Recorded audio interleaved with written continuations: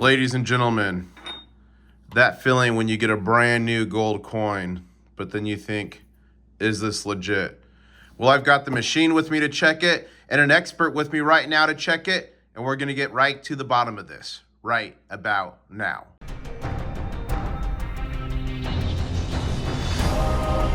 One stacker on a journey to find silver. International Stacker. Hey guys, International Stacker back here again, and I am here with Master Stacker. Master Stacker in the house. This is like my 4th or 5th video with them. And, we've got this gold coin, and it's actually a gold coin of an acquaintance. And they're like, is this real gold? Just looking at it, I don't know, guys. There's some weird stuff about this. So we're going to use the Sigma Verifier Metalytics Pro to see if it's real gold. But you know me, ladies and gentlemen, I am a stacker, hence international stacker. Hence, please smash the like button, subscribe, leave a comment below, help this video to trend, because if this does well, people are going to figure out how to find fake coins in their collection.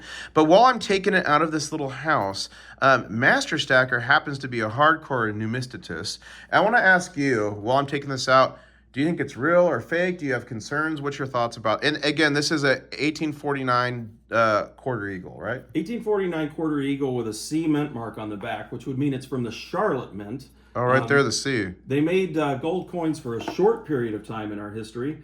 If I were to have to guess, I'd give this about a 60% chance of being fake and maybe a 40% chance of being real. Why is that? Based on the look. It doesn't have a good look. It just looks a little off, but most of the Charlotte Mint gold that you'll find looks that way. So they just did a bad job. Charlotte Mint did a bad job minting everything. Is that North Carolina? Charlotte, North Carolina. Okay. They had poor equipment, poor process, and so most of the gold there looks like it was run over by a truck. So if you find a genuine Charlotte Mint gold piece that does not look like it was run over by a truck, it's for sure fake. It is for sure worth something. Okay. But this one, this isn't an older, what we call Capital Plastics holder. They still make these today. Are there PCBs in this plastic? No, it's safe for coins. So we're all right with that, but it's not certified or anything like you would get with PCGS or NGC. This is just something where anybody could buy the holder, put the coin in the holder, and that's what was done a lot in the days before the certification. So services. When you're buying numismatic coins, what do you do to make sure you get legit stuff? Well, anymore, I recommend, especially if I were buying a Charlotte Mint Gold, I'd buy something certified by PCGS or NGC. With that green CAC sticker on you taught us about at that coin. Yeah, if possible. That designates premium for the grade. Should I put on white gloves for this? It wouldn't hurt. I mean, if it's genuine, it'd be good to. All right, I'm gonna put them on right now. Let's go. All right, we got the gloves on. So I'm gonna turn this Sigma on, and I think probably first we should weigh this. And I looked it up before you came. I think it's 4.18 grams. Okay, so let's pump this out. So would you say the first step when you're looking at a coin to see if it's real or fake is just to weigh it and see?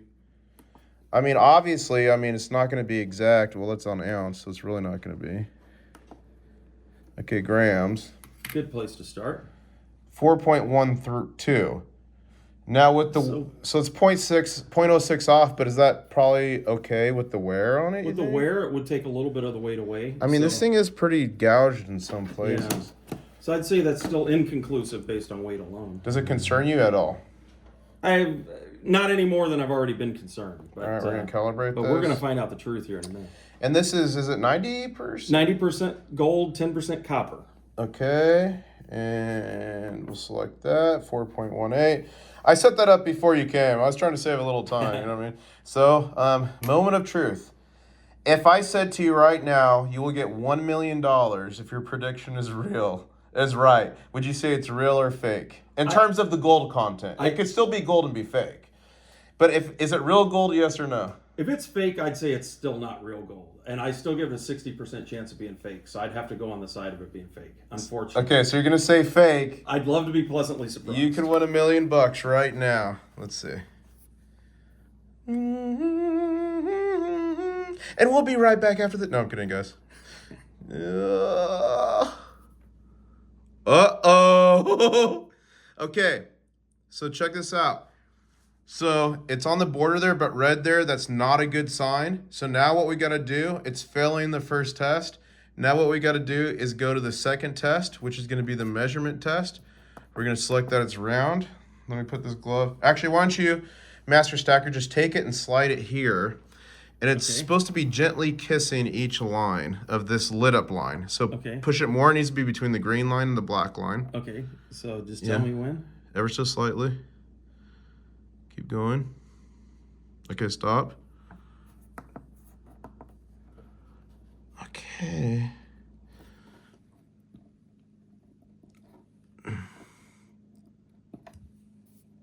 Dude, it's over the line. So it's slightly too large? Is that what we're saying? Yeah, let me, it's just ever so slightly over the line. Now with silver, it's going to be majorly over the line. Okay? But with a good gold fake, it can be just slightly over the line and be fake. So to me, that is 1,000% sketchy.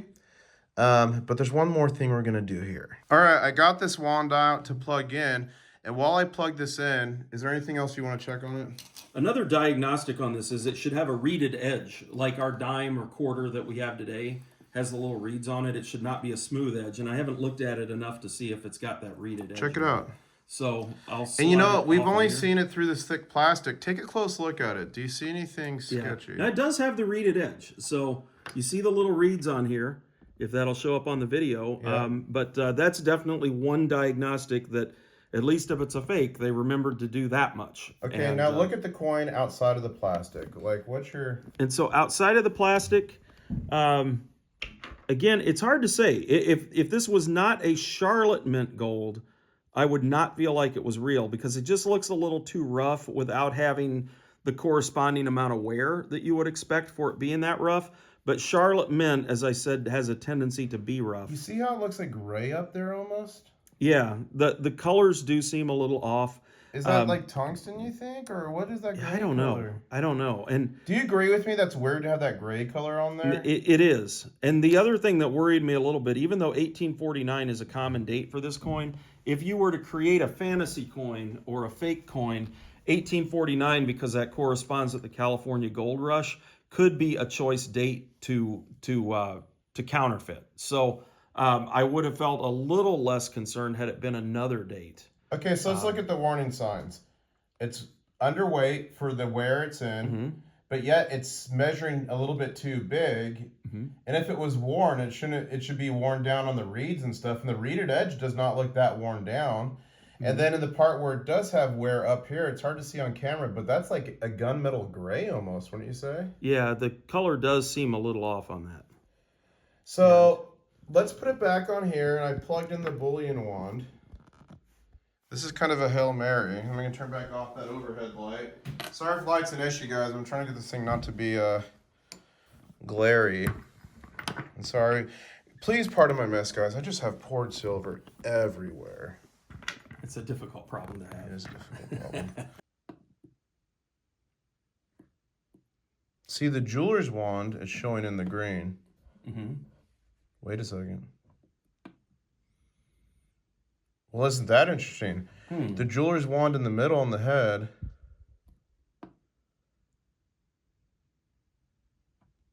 I touched one place on this coin that was in the green. The rest is in the red. And it's far into the red. Look, see, right there it's in the green. That's far, far, far into the red. How possible? I mean, this is such a small coin. How possible is it that they could have like augmented it with tungsten? I mean, I guess they could gold plate tungsten, right? Yeah, that would be possible. Look, that's far in the red, and I'm on the field there.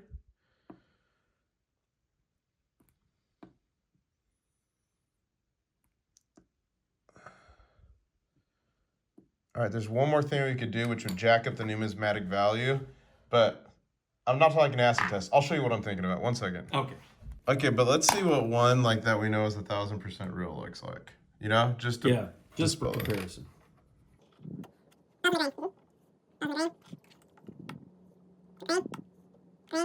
You know what's funny though? I'm thinking on this. Of course, if the top level, if it's heavily plated, of course, because this is the same as the first test. Okay. Right. So of course, there's going to be parts on it that read kind of okay. You know what I mean? Mm-hmm. If it's heavily plated. And that's why you need the Pro, guys, because it has the multiple tests. 1, 2, it adds the 2, then the 3. So it seems like it's telling us this is something that is plated with real gold or real gold mixed with something. Yeah. But the interior is nowhere near gold. Yeah, I mean, what do you guys think in the comments? I thought it looked fake just from the looking at it, okay? I really don't like this silverish metal. Let me see if I can, there we go. It's like got gouges that look like it's like a silverish metal, which to me reminds me of like a tungsten. Mm-hmm. So maybe it's a tungsten and then they plated it with gold and then heavily plated it. And I don't like the weight is off. Let's check. I mean, this one's older.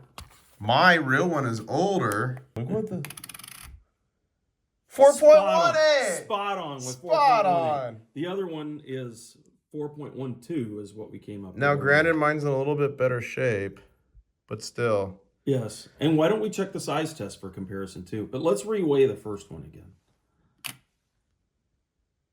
Again, really on the light side. 4.14, we had 4.12 earlier. Oh, look at this.